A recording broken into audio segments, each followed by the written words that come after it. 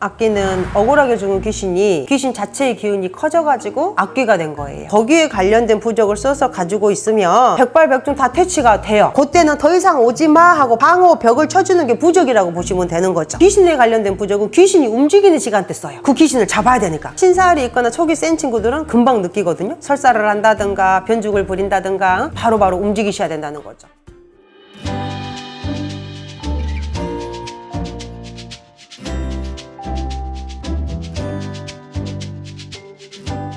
안녕하세요. 네. 네, 선생님. 이 악기에 관련된 주제를 한번 들어보려고 하는데 악기에 대한 설명과 또 악기를 퇴치할 수 있는 부적도 있을까?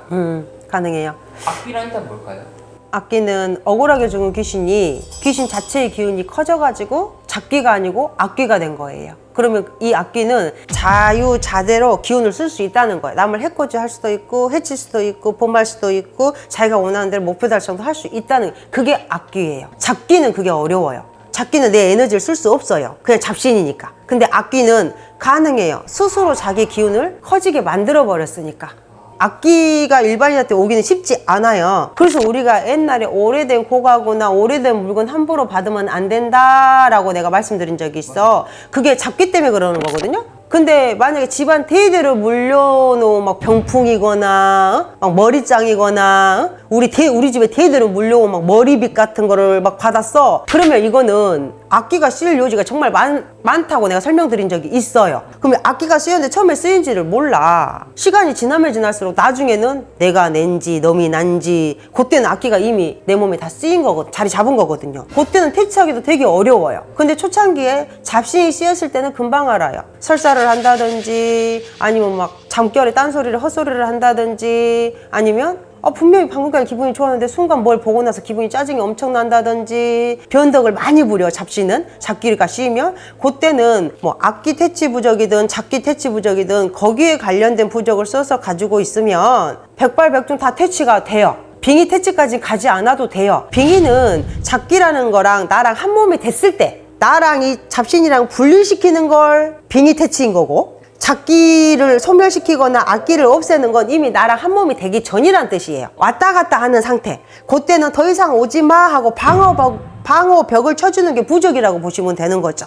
응? 이제 그만 와. 응, 나 갑옷 입었어. 너 와도 소용없어. 그 뜻이에요. 그러면 내가 갑옷을 24시간 입고 있을 순 없으니 침대 밑에 둔다든가 아니면 내 지갑 속에 넣어 갖고 다닌다든가 이렇게 해서 나를 보호하는 거죠. 내 신체이거나 내 기운을. 그러면 내 전공이 부적이니까 우리가 일반 부적을 쓰거나 귀신에 관련된 부적을 쓸 때 쓰는 방법이 같을까요?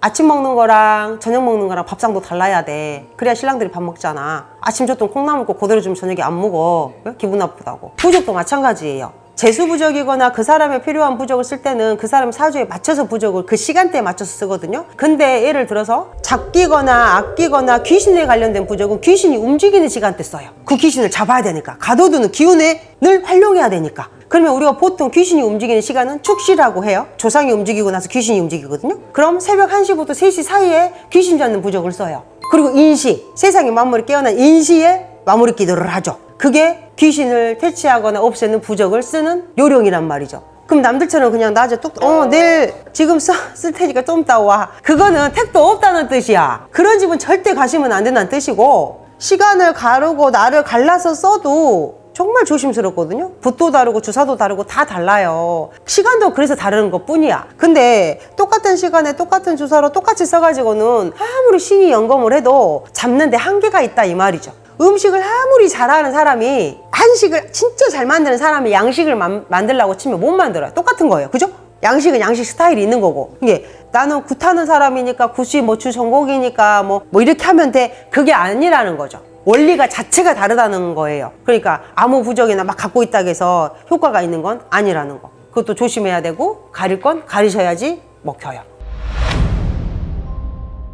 그러니까 이 악기를 퇴치를 할 수 있는 부적은 무조건 축시했어야 된다. 네네. 그게 기본이죠. 그럼 제가 궁금한 게 이 부적을 지니고 있거나 뭐 어디 놔두거나 하잖아요. 그럼 그 악기가 부적을 보고 아는 건가요? 그죠?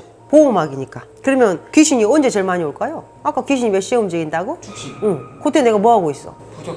아니, 잠자는 시간이잖아. 그러니까 침대 맡에 있는 게 제일 좋은 거예요. 우리가 밥 한 끼 먹으면 한 6시간은 움직이잖아요? 아침 먹으면? 저녁에 자면서 그 부족이 나를 보호해줬어요. 내 기운을 딱 차단해줘서 그 다음날까지는 가요. 근데 외출할 수 있고 멀리 장거리 갈 수 있기 때문에 지갑에도 비상용으로 넣어드리는 거지. 외부에 있을 때도 네네. 오지 말라고. 음, 부족 효과는 굉장히 대단한 거네요. 그죠. 부족 한정으로. 원래는 베개맡에 넣었는데 베개를 자꾸 요즘 빨아 쓰는 베개가 많아서 요즘 베개맡에 안 넣고 침대 밑에 놓으라고. 베개를 자꾸 빨아버려. 깨끗하게. 그 효과가 사라졌나요? 그죠? 다 빨려버렸으니까. 그럼 다시 써야 되잖아요. 그러니까 요즘에는 베개도 안 넣고 그냥 침대 머리맡에 밑에 넣어달라고 부탁을 하죠. 효과는 정말 좋아요.